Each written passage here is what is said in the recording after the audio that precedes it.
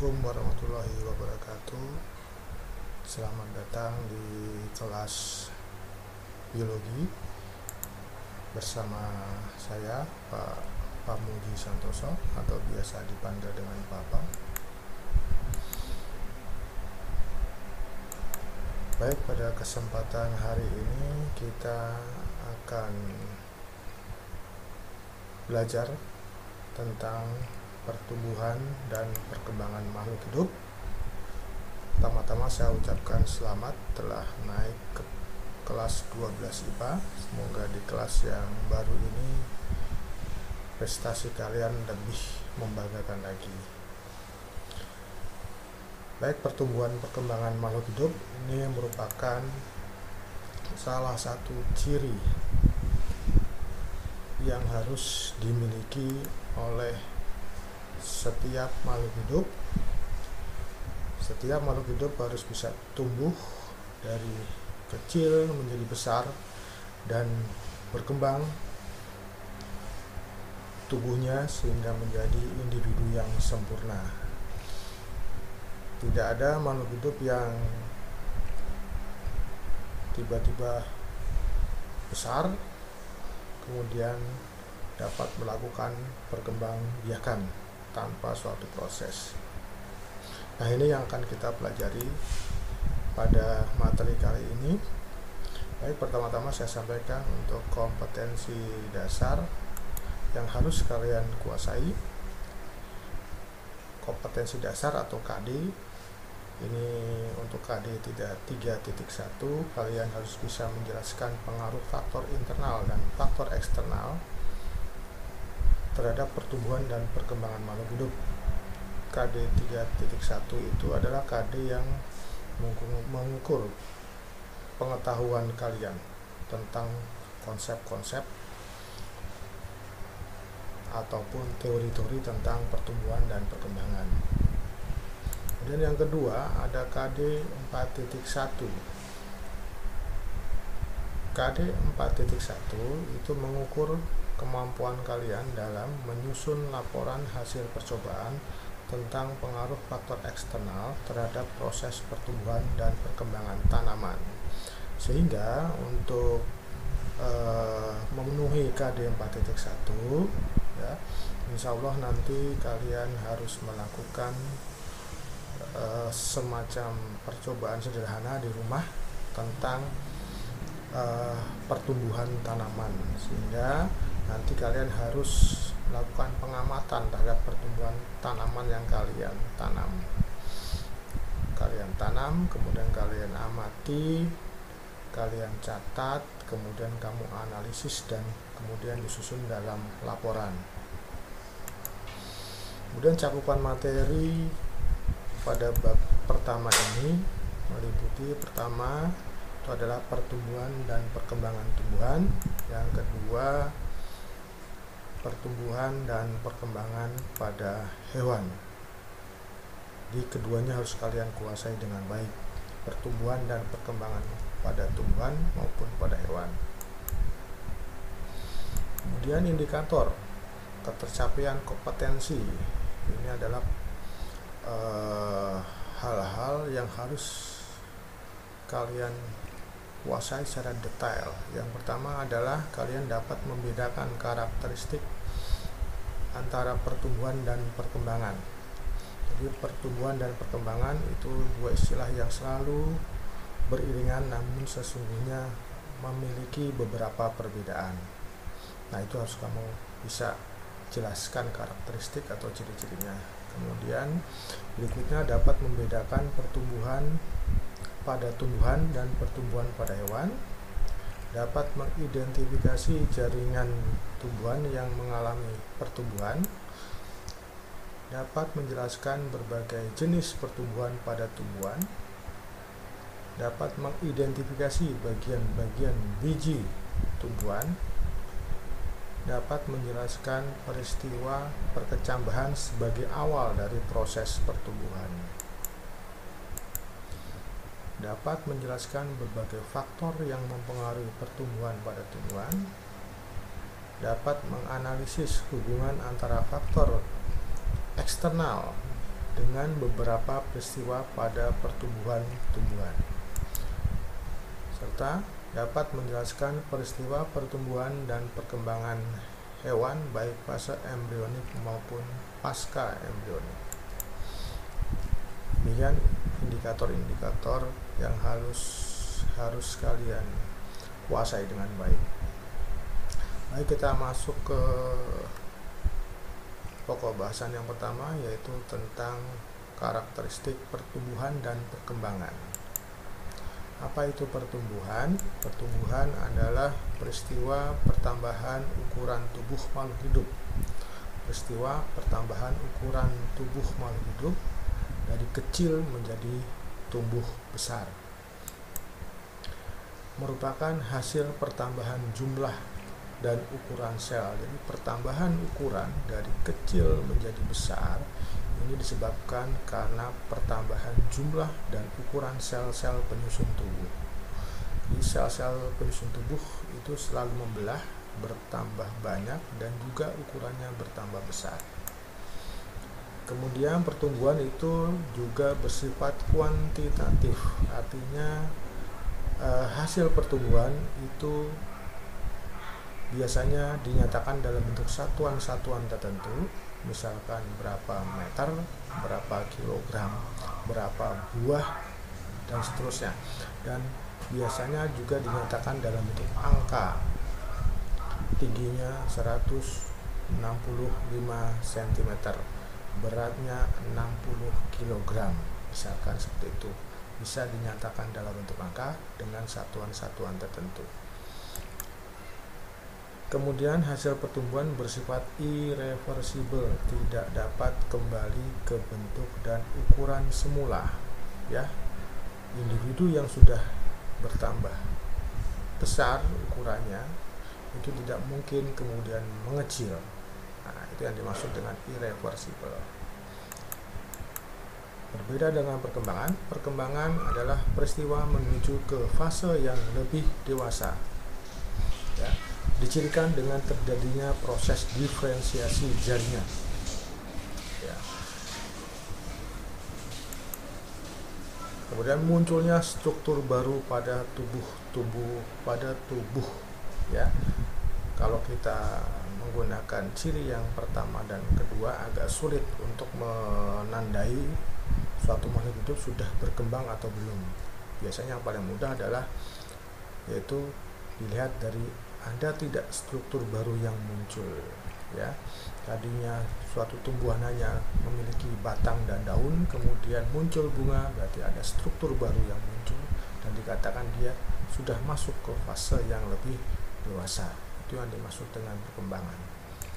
Sehingga perkembangan tidak bisa dinyatakan dalam bentuk angka. Perkembangan biasa dinyatakan dalam kalimat-kalimat kualitatif, ukuran-ukuran yang bersifat kualitatif.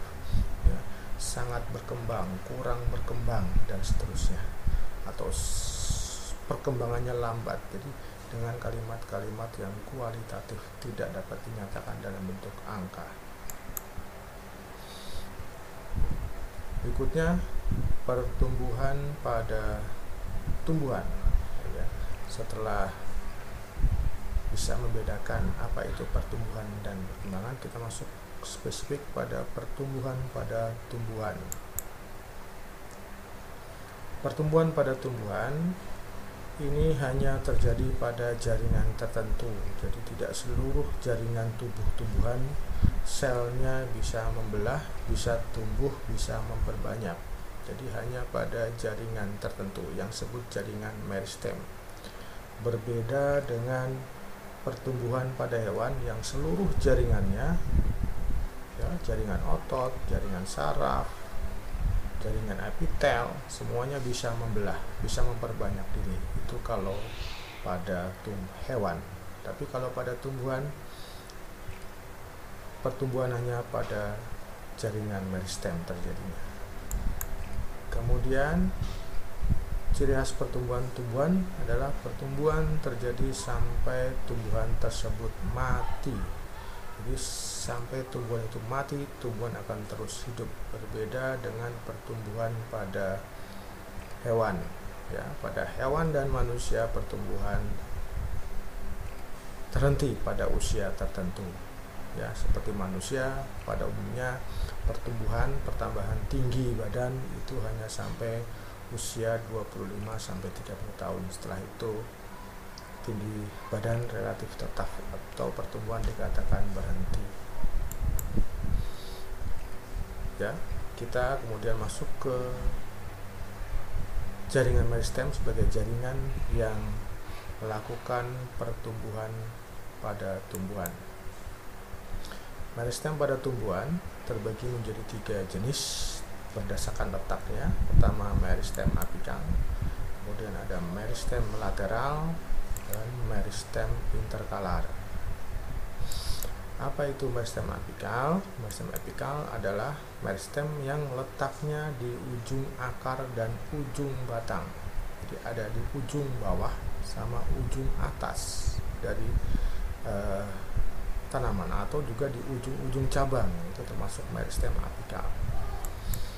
Kemudian meristem apikal ini merupakan penyebab terjadinya pertumbuhan primer, sehingga meristem apikal sering juga disebut sebagai meristem primer karena merupakan penyebab pertumbuhan primer.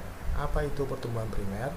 Pertumbuhan primer adalah pertumbuhan yang terjadi pada bagian yang masih muda, ya, misalkan ujung akar, ujung batang, sehingga meristem apikal sangat identik dengan meristem primer dan sangat identik dengan pertumbuhan primer.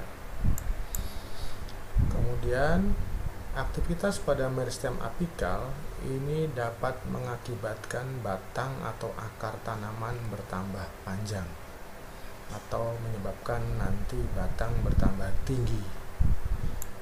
Dan meristem apikal ini dimiliki oleh semua golongan tumbuhan tanpa kecuali.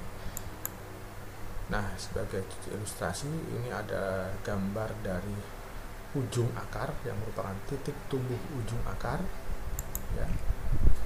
Pada titik tumbuh ujung akar itu terdapat 4 daerah atau terdapat 4 zona. Ya, misalkan ini ujung akar. Paling ujung dari akar atau paling bawah itu ada yang namanya root cap atau tudung akar atau kaliptra. Ya, tepat di belakang kaliptra ini, ya, ini disebut daerah pembelahan. Ya, disinilah terjadi pembelahan sel. Disinilah yang disebut sebagai titik meristem apikal. Ya, tepat di belakang tudung akar. Kemudian di belakang daerah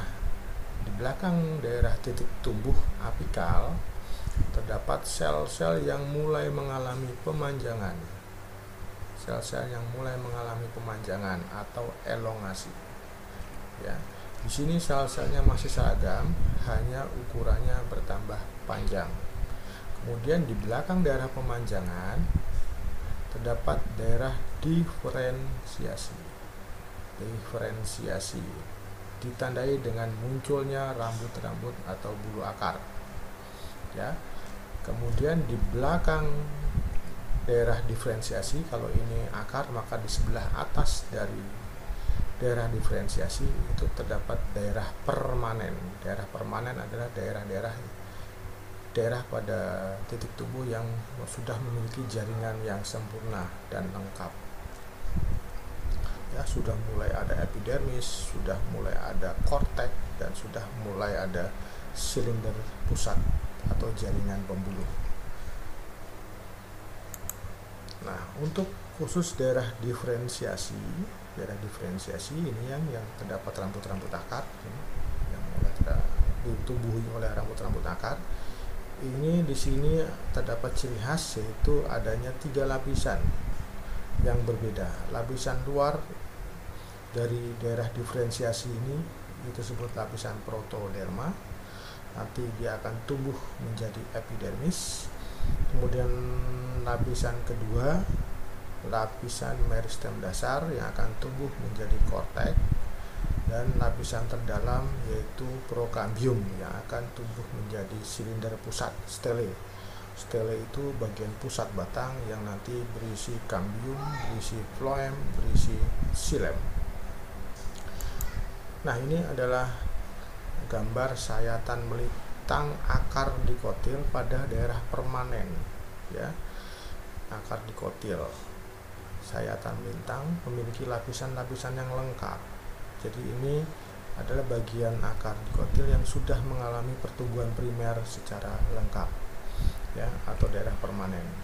Ini terlihat ada lapisan epidermis, kemudian lapisan korteks yang tebal, kemudian lapisan stele, silinder pusat, yang di dalamnya ada xilem, ada phloem, ada cambium, ya.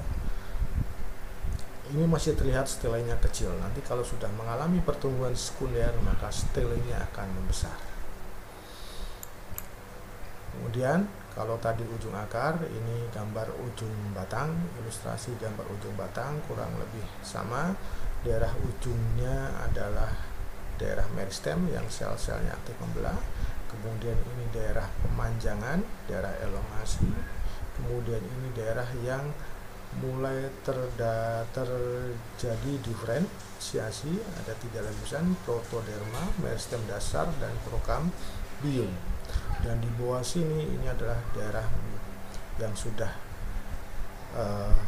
selesai pertumbuhan primernya, sehingga di sini disebut daerah permanen, sudah memiliki jaringan yang lengkap. Ada epidermis, kemudian ada korteks, ada phloem primer, ada cambium, ada xilem primer, dan empulur, ya. Dan bagian bawah ini berarti bagian yang sudah berkembang lebih lanjut atau mengalami pertumbuhan sekunder, ya. Apa itu pertumbuhan sekunder? Kita bahas berikutnya.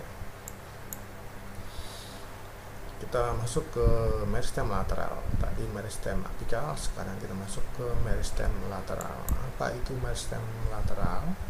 Ini meristem yang terletak di pusat batang, atau sering juga disebut lapisan cambium, menyebabkan pertumbuhan sekunder, sehingga meristem lateral atau lapisan cambium disebut juga meristem sekunder.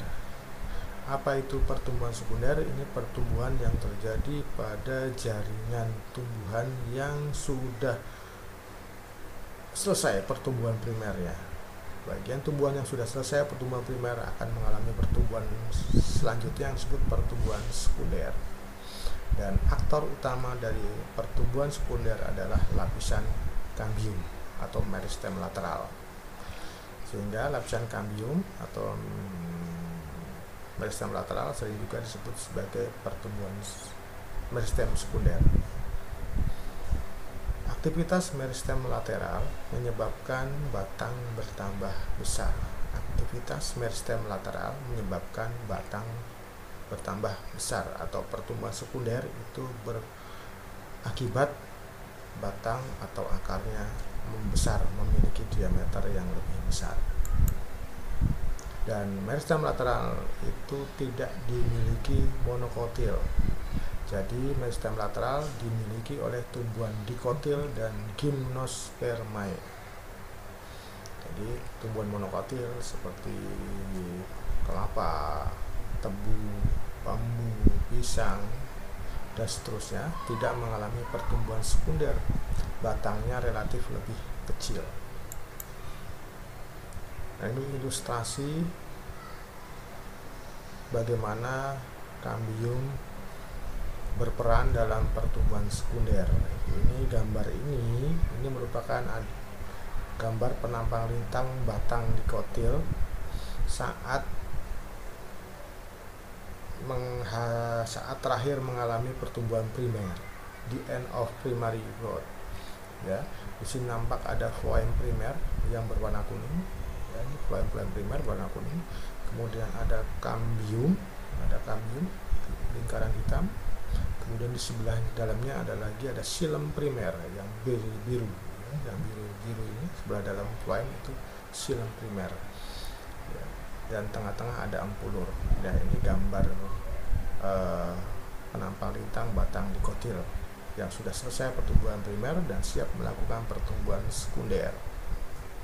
Atau kalau diperbesar, bagian berkas pengangkutnya ini diperbesar seperti ini. Yang biru ini adalah xilem primer, hijau ini adalah cambium, dan yang kuning ini adalah floem primer. Nah, kambium nanti akan beraktivitas terutama saat musim penghujan. Dia akan membentuk satu lapisan baru, bisa ke arah dalam, bisa ke arah luar. Kalau ke arah dalam akan nanti membentuk silem sekunder yang berwarna biru tua. Ya, kalau pembelahannya ke arah luar akan terbentuk floem sekunder yang berwarna orange. Ya, setiap tahun akan terbentuk satu lapisan baru. Atau seperti ini kurang lebih hasilnya. Ya, ini ada floem primer yang berwarna kuning. Ya, yang floem yang asal mula dari pertumbuhan primer. Kemudian ada yang berwarna oranye atau coklat muda, ini merupakan floem sekunder, ya, merupakan floem sekunder. Kemudian ini kambium, ya, lapisan kambium. Kemudian ada yang berwarna biru muda, ini merupakan silem sekunder, dan yang biru tua ini merupakan silem primer. Sehingga setiap tahun akan terbentuk satu lapisan baru. Kambium sekali lagi akan membentuk satu lapisan baru saat musim penghujan, sehingga pada batang dikotil setiap tahun akan terbentuk satu lapisan baru. Kecuali pada satu tahun ada 2 musim hujan, sehingga nanti pada batang dikotil, pada penampang batang dikotil akan terlihat adanya lingkaran-lingkaran konsentris yang disebut lingkaran tahun. Jumlah lingkaran tahun itu dapat digunakan untuk menghitung berapa umur tanaman tersebut. Ini aktivitas kambium yang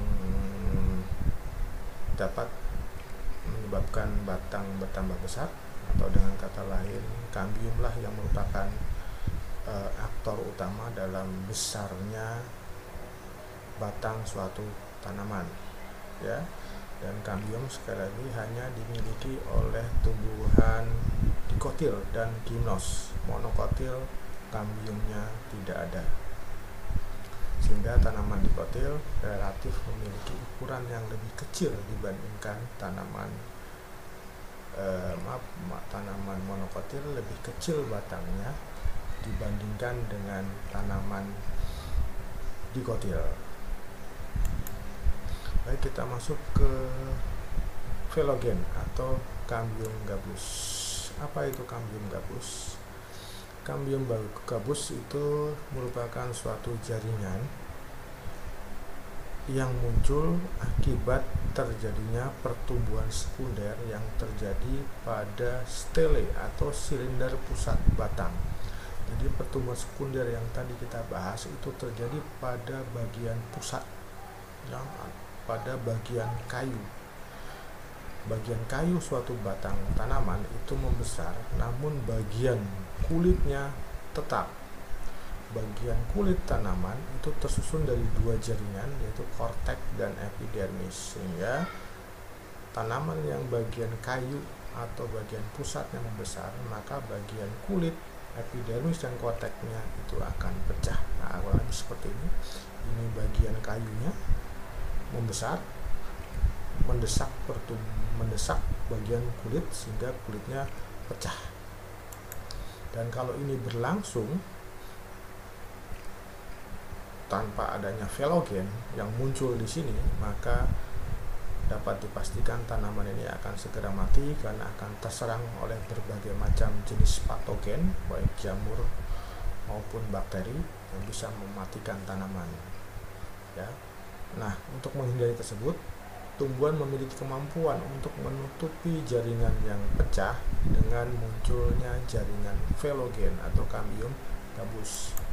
Kambium gabus itu bersifat meristem, artinya dapat membelah sel-selnya mengikuti pertumbuhan pada bagian pusat atau bagian kayunya. Nah, velogen akan membelah ke arah luar membentuk velum. ya, yang sel-selnya mati, dan membelah ke arah dalam membentuk lapisan veloderm. Veloderm selnya hidup sehingga akan terus bisa membelah.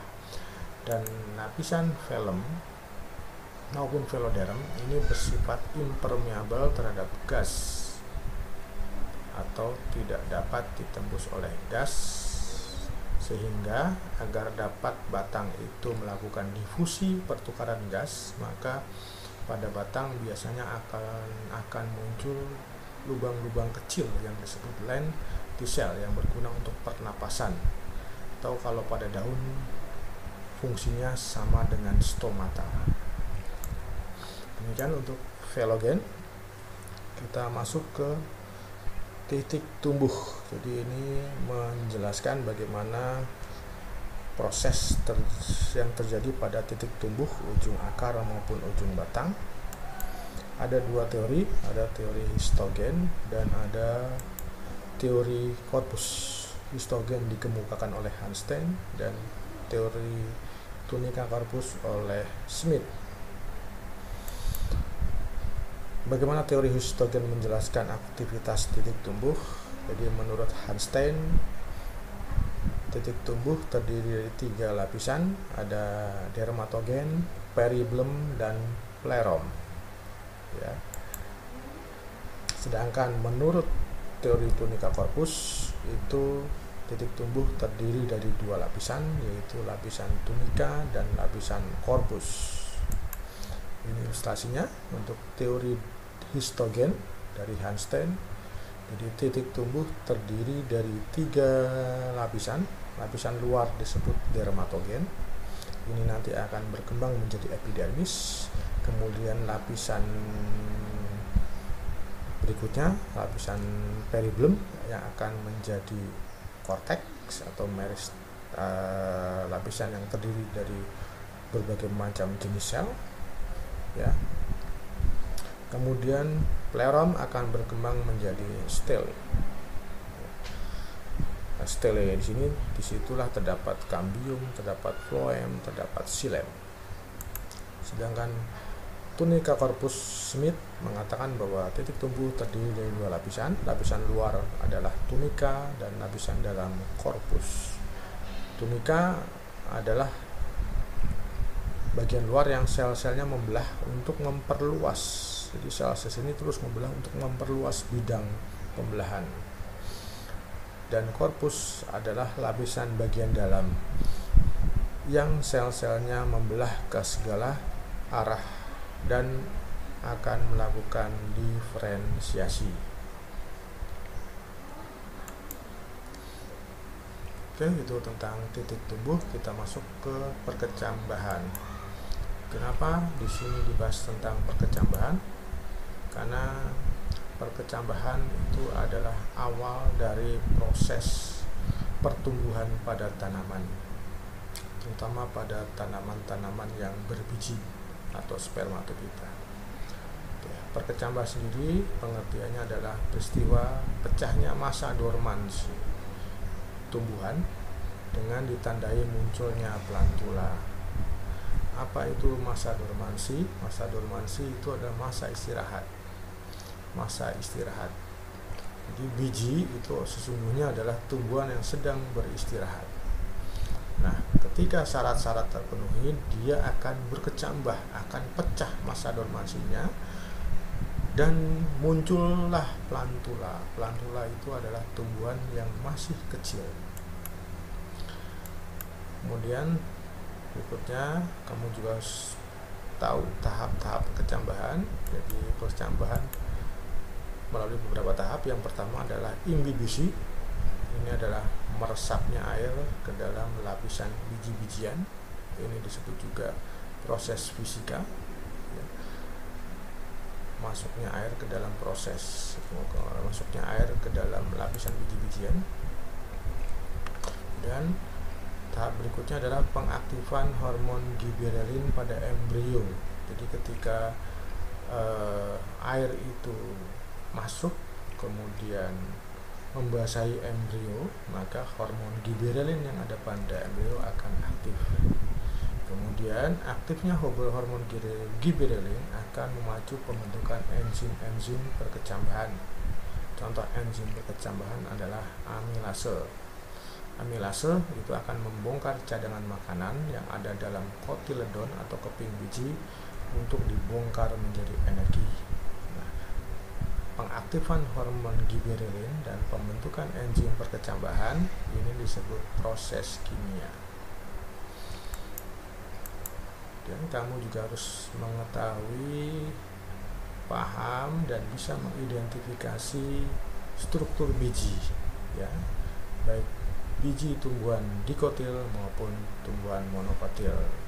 Silahkan kamu bisa mengamati sendiri di rumah dengan menggunakan biji kacang tanah yang kamu rendam beberapa jam, maka nanti akan bagian-bagiannya akan menggelembung membesar karena sudah terjadi umbi biji. Nah, akan tampak bagian-bagian ini pada salah satu kepingnya, ini misalkan tumbuhan dikotil, misalkan kacang tanah, ya. Salah satu kepingnya nanti di dalamnya akan tampak adanya embrio. Nah, ini embrio. Ada plumula. Plumula itu calon daun, sudah kelihatan. Ada epikotil, bagian batang atas, calon batang atas. Kemudian ada hipokotil, calon batang bawah. Ada radikula, calon akar, dan ada yang besar yang biasanya kalian konsumsi, ya, ini adalah kotiledon, ya. Jadi bagian utama biji itu ada kotiledon sama embrio, ya. Kemudian ada lapisan yang membungkus biji namanya testa. Kemudian ada mikrofil, ini lubang tempat masuknya serbuk sari ketika akan membuahi sel telur. Kemudian ini biji monokotil, misalkan biji jagung, silakan, ya, kamu biji jagung kalian bongkar, kamu pecah bagian yang berwarna putih, itu di dalamnya ada embrio, ya. Sedangkan ini adalah endosperm, cadangan makanan. Kemudian kamu juga harus tahu faktor-faktor yang mempengaruhi perkecambahan. Pertama, harus ada air. Yang kedua, harus ada udara atau oksigen. Harus ada suhu yang optimal. Kemudian faktor yang mempengaruhi yang lain adalah cahaya, walaupun ini pengaruhnya tidak begitu signifikan pada perkecambahan. Kemudian media tumbuh dan faktor lainnya. Namun faktor yang utama yang harus ada ketika kamu akan mengecambahkan tanaman itu harus ada air, ya, harus ada udara atau oksigen, dan suhunya optimal. Salah satu dari 3 faktor ini tidak hadir, maka biji tersebut tidak akan berkecambah. Kemudian berikutnya tipe perkecambahan. Tipe perkecambahan pada tanaman ada 2, ada tipe epigeal dan nanti satu lagi ada tipe hipogeal. Epigeal itu adalah perkecambahan di atas tanah, perkecambahan di atas permukaan tanah, ya. Kenapa disebut perkecambahan di atas tanah? Itu karena kotiledonnya seperti gambar ini kotiledon, keping bijinya terangkat. Kotiledon atau daun lembaganya terangkat ke atas permukaan tanah, maka disebut perkecambahan di atas tanah, epigeal. Kenapa bisa terangkat? Karena yang memanjang itu adalah bagian hipokotil dari embrio. Kalau hipokotil embrio memanjang, maka akan mengangkat kotiledon, ya. Dan ini terjadi pada sebagian besar tanaman dikotil, ya. Kita lihat lagi, ini bagian hipokotil, tadinya kotiledon di bawah tanah, kemudian ini yang hijau ini bagian hipokotil memanjang. Kalau hipokotil memanjang, maka akan mengangkat kotiledon ke atas permukaan tanah, ya, terjadi pada sebagian besar tanaman dikotil. Berikutnya hipogeal, perkecambahan di bawah tanah. Pada perkecambahan hipogeal, keping biji tidak terangkat, tetap di dalam tanah, tetap di dalam tanah. Ya, kenapa tetap di dalam tanah? Karena yang memanjang adalah bagian epikotil, calon batang atas dari embrio. Kalau epikotil memanjang itu tidak akan menyebabkan terangkatnya kotiledon. Dengan kata lain, kotiledon tetap di bawah tanah. Nah, ini terjadi pada tumbuhan monokotil, perkecambahannya hipogeal, keping biji tetap dalam tanah. Dan kita masuk ke materi faktor-faktor yang mempengaruhi pertumbuhan dan perkembangan pada makhluk hidup, khususnya pada tumbuhan. Ada faktor eksternal dan faktor internal. Jadi faktor yang banyak yang mempengaruhi dapat dikelompokkan menjadi dua: eksternal, faktor luar, dan internal, faktor dalam. Faktor luar terdiri atas banyak faktor, ada nutrisi, ada persediaan air, suhu, kelembaban, cahaya, maupun pH. Faktor internal ada faktor gen atau faktor hereditas dan hormon. Baik, kita masuk ke faktor eksternal yang berupa nutrisi atau zat hara kalau tumbuhan, ya. Zat hara pada makhluk hidup atau tumbuhan itu dapat dikelompokkan menjadi 3 kelompok. Ada makronutrien, mikronutrien, dan unsur tambahan. Makronutrien itu adalah unsur-unsur yang dibutuhkan oleh makhluk hidup dalam jumlah besar dan harus tersedia. Mikronutrien itu adalah nutrisi atau zat hara yang dibutuhkan dalam jumlah kecil dan tetap harus ada. Sedangkan unsur tambahan adalah unsur yang tidak selalu terdapat pada semua makhluk hidup, hanya terdapat pada golongan tumbuhan tertentu. Nah, ini sudah saya tuliskan jenis-jenis nutrisinya. Ya, untuk makronutrien ini harus ada dan terdapat dalam jumlah besar. Banyak beberapa fenomena tumbuhan yang karena makronutriennya kurang maka akan menimbulkan gejala-gejala tertentu. Misalkan kalau tumbuhan itu kekurangan nitrogen, ya, nitrogen adalah unsur pembentuk protein terpenting, maka tumbuhan atau makhluk hidup itu pertumbuhannya akan sangat terganggu. Kalau pada tumbuhan bisa menyebabkan kerdil. Sedangkan ada kekurangan magnesium, maka tumbuhan tersebut akan mengalami gejala klorosis atau daunnya menguning, karena magnesium ini sebagai unsur penting dalam pembentukan molekul klorofil. Kemudian cahaya. Faktor cahaya sangat dibutuhkan tanaman. Seperti kita ketahui, cahaya sangat dibutuhkan tanaman untuk proses fotosintesis. Besar kecilnya pengaruh cahaya terhadap pertumbuhan tanaman dapat disebabkan 2 hal berikut. Jadi ini 2 faktor yang terdapat pada cahaya yang berpengaruh terhadap pertumbuhan. Yang pertama adalah intensitasnya atau panas teriknya suatu cahaya. Kemudian yang kedua adalah lama penyinarannya atau fotoperiodisme. Ya. Fotoperiodisme atau lama penyinaran sangat berpengaruh pada tumbuhan, sehingga terdapat kelompok tumbuhan yang dikelompokkan berdasarkan lama penyinaran. Ya. Seringkali kita mendapatkan tanaman tumbuh baik di suatu tempat, namun tidak bertumbuh dan berkembang baik di tempat yang lain. Itu biasanya dikarenakan adalah dari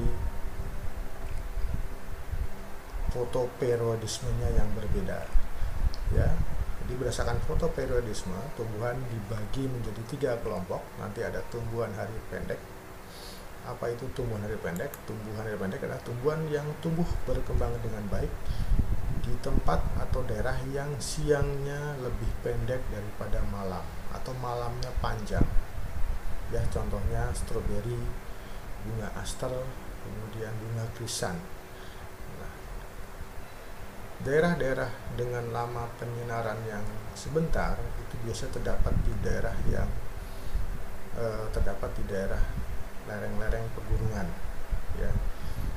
Itu biasanya di sana akan tumbuh dengan baik golongan tumbuhan hari pendek, ya. Kemudian yang kedua ada tumbuhan hari panjang.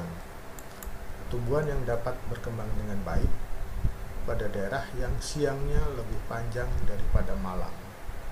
Ya, contohnya lesi, sorghum, dan kentang. Kemudian ada tumbuhan hari netral. Tumbuhan hari netral ada tumbuhan yang tidak dipengaruhi oleh panjang pendeknya lama penyinaran. Kita masuk ke faktor internal hormon, ya. Kalau hormon pada tumbuhan pernah kalian pelajari, hormon pada manusia pernah kalian pelajari di kelas 11. Nah, untuk hormon pada tumbuhan ini dikenalkan pada kelas 12. Hormon pada tumbuhan itu ada beberapa jenis. Yang pertama ada hormon auksin, atau nama kimianya adalah indol asetik asid. Ini auksin itu banyak terdapat pada daerah atau jaringan meristem. Disebut juga growth hormone atau hormon pertumbuhan tanaman karena memacu pemanjangan organ baik batang maupun akar. Kemudian mudah terurai. Jadi sifatnya hormon auksin yang jangan kamu sampai lupa adalah hormon ini sangat mudah pecah ketika terkena cahaya. Ya, jadi terdapat pada jaringan meristem, kemudian memacu pemanjangan dan mudah pecah jika terkena cahaya. Nah, fungsi hormon ini selain memacu pemanjangan organ itu juga mendorong partenokarpi, pertumbuhan buah tanpa biji, partenokarpi. Kemudian juga memacu pembelahan sel bersama-sama hormon sitokin dan lain-lain. Banyak sekali fungsi dari hormon auksin. Hormon auksin merupakan hormon yang berperan dalam beberapa peristiwa pertumbuhan, seperti misalkan etiolasi. Ini etiolasi adalah peristiwa pemanjangan batang tumbuhan di daerah yang gelap atau kurang cahaya. Mungkin waktu SD atau SMP pernah melakukan percobaan membandingkan perkecambahan kacang hijau di tempat terang dan gelap. Tentu di tempat gelap itu akan lebih panjang daripada di tempat terang. Kenapa demikian? Karena auksin pada tempat terang itu pecah, terurai, ya, sehingga pada tempat terang auksinnya lebih sedikit, maka batangnya lebih pendek. Dan di tempat gelap auksinnya akan terkumpul banyak sehingga batangnya panjang namun kurus, ya, itu yang disebut etiolasi.